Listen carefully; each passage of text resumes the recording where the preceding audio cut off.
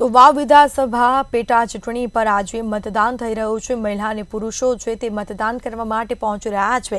સવારથી જ પુરુષો અને મહિલાઓમાં મતદાનને લઈને એક ભારે ઉત્સાહ જોવા મળ્યો છે। લાંબી લાઈનોમાં ઊભા રહીને મહિલાઓએ મતદાન કર્યું।